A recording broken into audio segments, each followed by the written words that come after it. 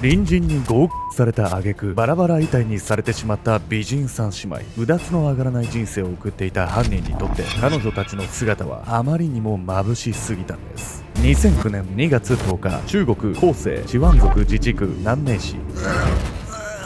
マンションの浴室に響いたくぐもった声。その部屋に住む20代の三姉妹はロープに猿ぐつわで拘束され、その場でもがき苦しんでいました。そんな姉妹を冷たい目で見下ろしていたのは向かいの部屋の住人ラン・シンチェン。彼はハンマーを手にしたその手を怒りに震わせていました。そう、シンチェンはただ同じマンションで暮らしていただけの三姉妹を絶対に許せなかったんです。それは彼女たちがいつも幸せそうだったから。隣人によってマンションの浴室で殺されてしまった美人三姉妹。男が3人に抱いた底知れぬ妬みの正体とは。男を犯行に駆り立てたのは周囲からの期待と現実のギャップだったんです。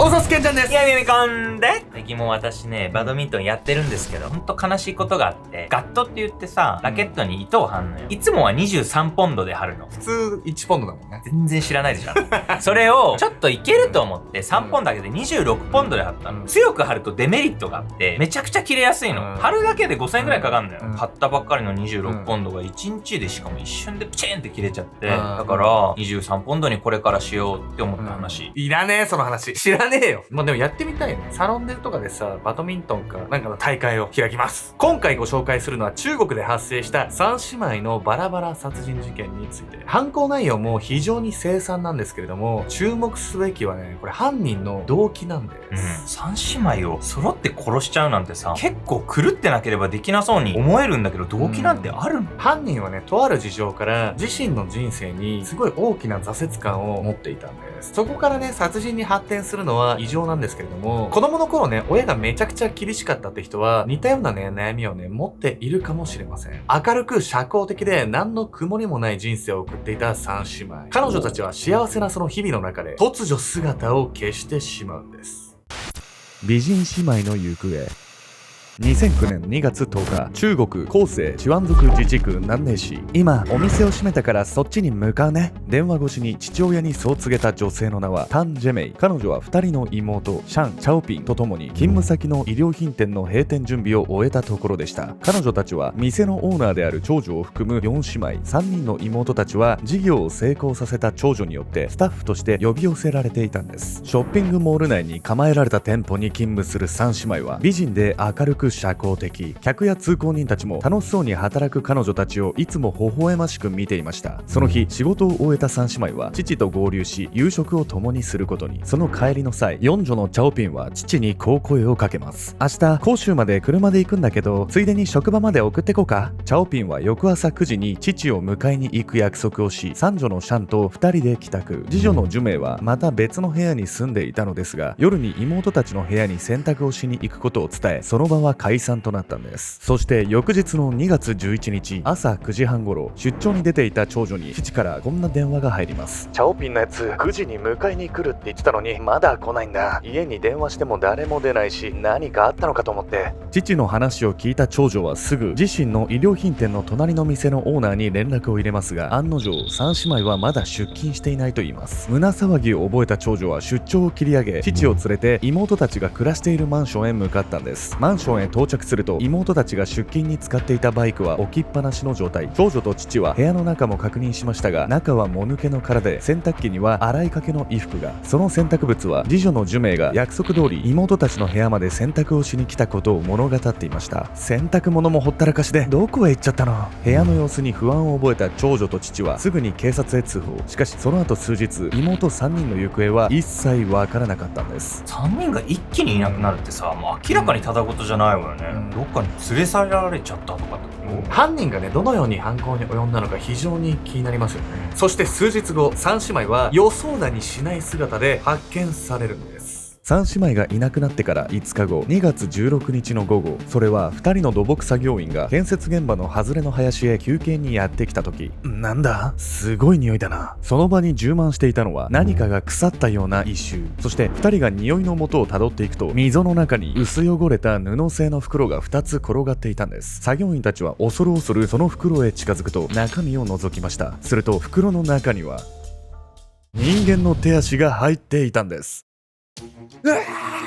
作業員2人は慌てて警察へ通報。その後の捜査で付近から計9つの袋が見つかり、その中身は全てバラバラにされた女性の遺体でした。 DNA 鑑定の結果、それらは数日前に失踪したジェメイ、シャン、チャオピンの3姉妹であることが判明したんです。3姉妹の遺体が発見されて以降、南寧市公安局は犯人探しに奔走。姉妹のマンションには監視カメラが設置されていなかったため、捜査は難航するかに思われましたが、約68日後、警察は1人の人物にたどり着くんです。その人物は姉妹と同じマンションに住んでいたラン・シンチェンという青年。姉妹の部屋の向かいに住んでいた彼は当初容疑者から外されていましたが、後から関与を疑わざるを得ない証拠が見つかったんです。その証拠とは3姉妹の遺体が入れられていた布製の袋。その袋のうち2つはシンチェンが通っていた大学のグッズだったんです。遺体が入っていた袋は2003年から2005年にかけ大学内で販売されていたもの。その期間中の入学者の名簿にはシンチェンの名前が確かに記されていました。こうして2009年4月25日、数々の証拠を突きつけられたシンチェンは犯行を自白。彼の自宅の浴室からは3姉妹の DNA と一致する血痕が検出され、殺人の事実は疑いようもなくなったんです。シンチェンは犯行動機について次のように語りました。仕事も恋愛も何もかもうまくいかなかった。とにかく女を襲って欲望を満たしたかったんだ。何よそれ、もうただの八つ当たりじゃないのそんなの。しかもこれ何もうまくいかないって言ってる割には、このシンチェンっていう人はかなり裕福な家で育ってたんですよ。しかし彼はその裕福な暮らしとは裏腹に人生について悩んでいたんです。レールの上の人生。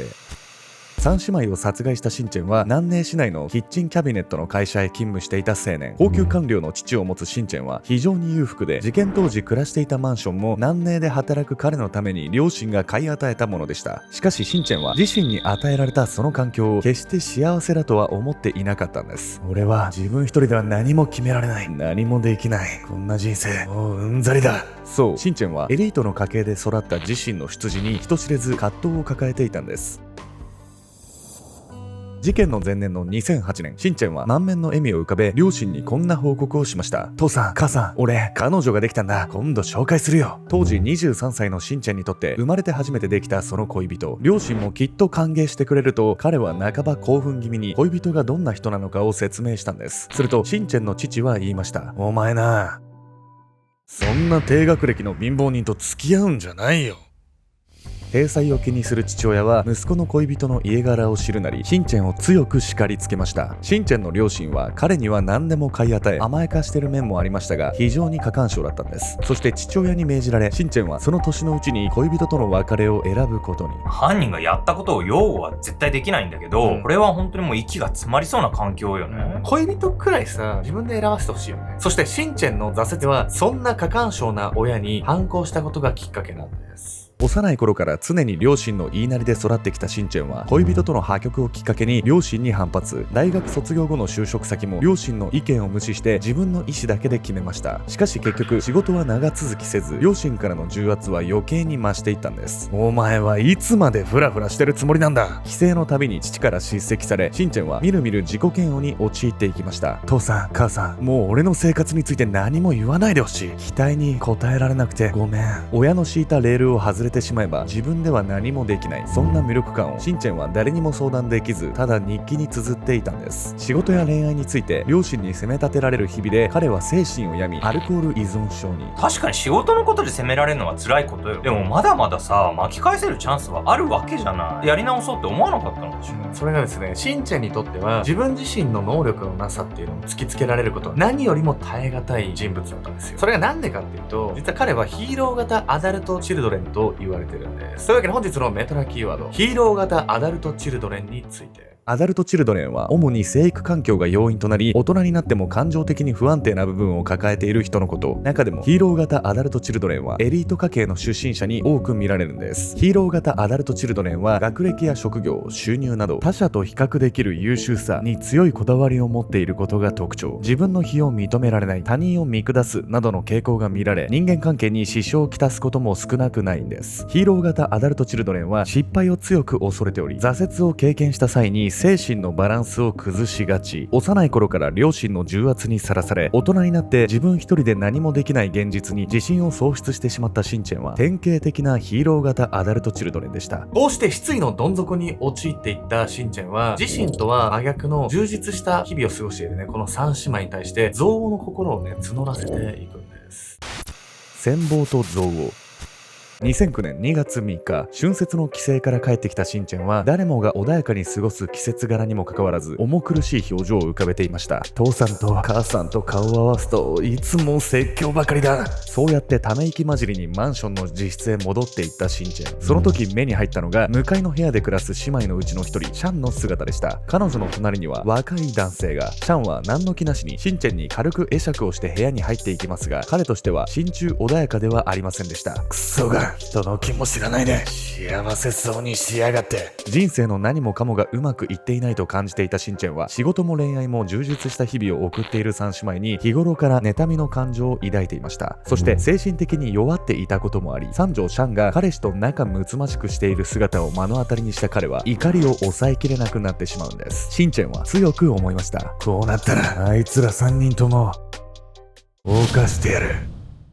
シンチェンはその日から三姉妹の家の出入りを入念に観察。ナイフ、ハンマー、催涙スプレーなどを購入し、犯行の準備を整えていくんです。本当に最悪。人生思い通りにうまくいかなくて落ち込むってのはもう誰しもあることなんだけどさ、そこから犯罪に走っちゃう。終わっちゃうじゃない、人生がその選択で。なんでそんなことすんのよ。シンチェンもね、後から自分が取り返しもつかないことをしてるって気づくんですけど、その手前の段階ではね、もうこの三姉妹の幸せを奪おうってことしか頭になかったんです。迎えた2月10日の夜8時20分、シンチェンはマンションへ帰宅した三女シャンと四女チャオピンの姿を確認。彼はすぐに1階のメーターボックスまで向かい、彼女たちの部屋のブレーカーを落としました。やだ、停電。ちょっとブレーカー見てくるわ。三女シャンのその反応はシンチェンが想定していた通りのものでした。部屋の鍵もかけず慌てて飛び出していくシャンを尻目に、その部屋へ侵入したシンチェン。彼は気づかれないようにゆっくりと玄関に鍵をかけると、催涙スプレーを手に四女チャオピンが待つリビングへ向かいました。ソファーでくつろいでいたところ、突然催涙スプレーを吹きかけられ、もがき苦しむチャオピン。シンチェンは暴れる彼女の左足にナイフを突き刺し、低く恐ろしい声で言いました。静かにしろ。音を立てるんじゃねえ。そこからシンチェンは四女のチャオピンをロープで縛り上げ、浴室へ。その時、チャオピン開けて。玄関から聞こえたのはブレーカーを確認しに行った三女シャンの声。シンチェンはナイフを持ったまま玄関に向かいますが、異変を察知した三女シャンはとっさにドアを掴んで抵抗しました。誰か助けて。しかしシンチェンは彼女の手を容赦なくナイフで突き刺し、部屋の中へ引きずり込んでしまうんです。そこから三女シャンをロープで縛ったシンチェンはキッチンで彼女を凌辱。浴室に押し込められていた四女チャオピンのことも続けて犯してしまうんです。そしてシャン、チャオピン、いないの？夜遅く妹たちの部屋へやってきたのは洗濯物を抱えた次女のジュメイ。玄関が開いた瞬間、彼女は思わず目を見開いた。殺されたくなかったらおとなしくしろ。そこに立っていたのはナイフを構えた見知らぬ男。次女のジュメイは恐怖で声も出せないまま部屋の中へ引きずられていく。そしてたどり着いた浴室で彼女が見たのは、縛られ猿グツワをかまされた妹2人の姿。衣服の乱れから彼女たちが何をされたかは明白だった。シンチェンは次女ジュメイのことも同じように縛り、彼女を犯し始めるが、その最中必死に身をよじり抵抗を始めた三女のシャン。その他の姉妹2人も彼女に合わせるかのように抵抗を始める。どうにかロープをほどこうともがく三姉妹のその姿を目にしたシンチェンはふと我に返った。まずいぞ、このままじゃ俺は捕まっちまう。そう、シンチェンは三姉妹を襲ったその後のことを何も考えていなかった。仕事も恋愛もうまくいかず、自尊心を完全に失ってしまっていたシンチェン。加えて性犯罪者の前科までついてしまうその事実を彼が受け入れられるはずもなかった。もうこいつらは殺すしかない。次の瞬間、シンチェンはその手に持ったハンマーを大きく振りかぶった。シンチェンは3姉妹をハンマーで殴打した後、ナイフで首を刺して殺害。姉妹の部屋を徹底的に掃除し、自室へ運んだ遺体を3日間会社を休んで解体したんです。裁判においてシンチェンとその両親は彼が精神疾患を患っていると言い無罪を主張。しかし当然のごとくその訴えが認められることはありませんでした。事件から1年後の2010年7月22日、3姉妹に対する殺人などで有罪となったシンチェンは死刑判決を下されます。最後の言葉を残す間もなくその場で死刑場へ連行され、死刑執行となったシンチェン。両親は手塩にかけて育てた息子がたどったその末路を信じられず、いつまでも泣き続けていたといいます。幼少期から両親に全てを決められてきたシンチェンは大人になって初めてその縛りに反発した結果、自分では何もできない無力感に襲われてしまいました。しかし彼が自分の思う人生を全うするために、その壁は絶対に避けては通れないものだったように思います。シンチェンは一体どうすればそこで道を踏み外さず真っ当な大人になることができたのでしょうか。受け入れがたい挫折を経験した際、あなたはどのようにしてその壁を乗り越えましたか？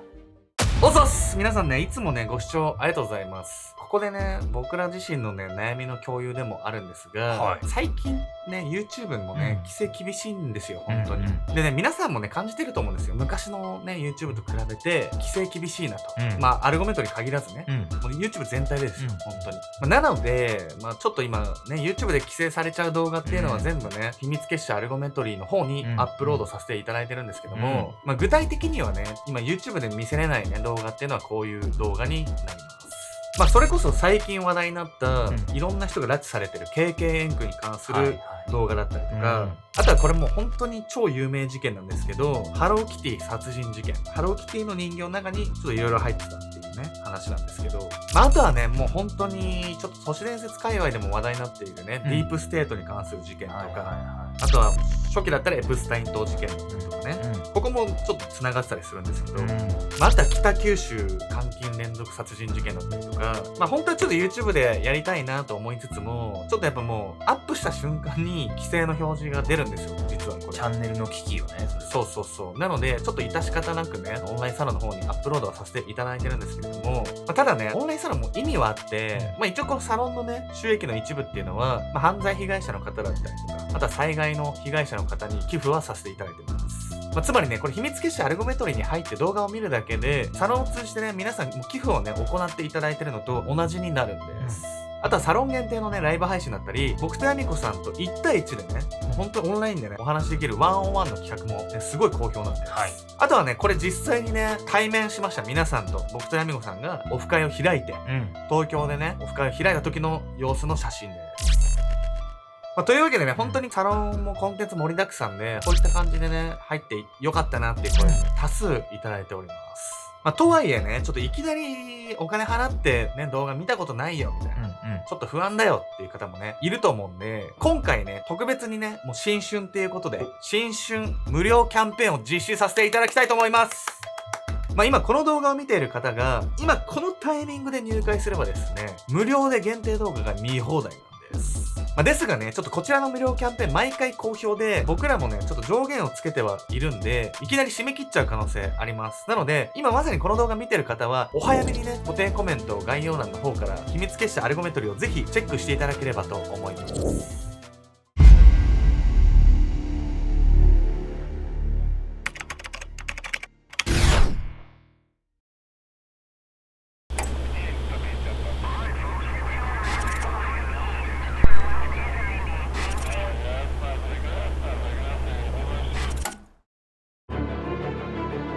1日16時間の強制労働を強いられ、約20人がすし詰めになった部屋で眠らされる人々。一度その施設へ入ってしまった彼らに、その生活を抜け出す術はないんです。2023年8月、ミャンマーカレン州ミャワでタイとミャンマーの国境を隔てるモエイ川のほとりに赤い三角屋根の建物が並ぶ工業地帯のような場所が存在します。その建物の中からは長時間絶え間なくタイピング音が響いていました。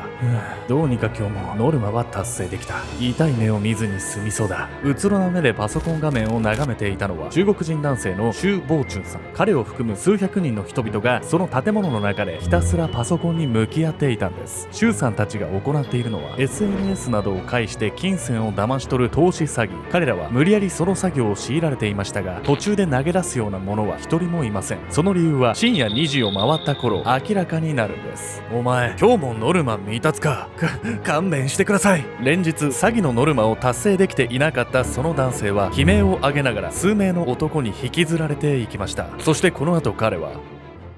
臓器を抜き取られ海へ捨てられてしまうんです。1日16時間の詐欺を命じられ、使えないと判断されれば海に捨てられる人々。彼らはなぜ強制労働か死ぬ以外選択肢がない生活を強いられているのか。囚われた人々はその多くが理想を叶えたい一心でその場所を訪れていたんです。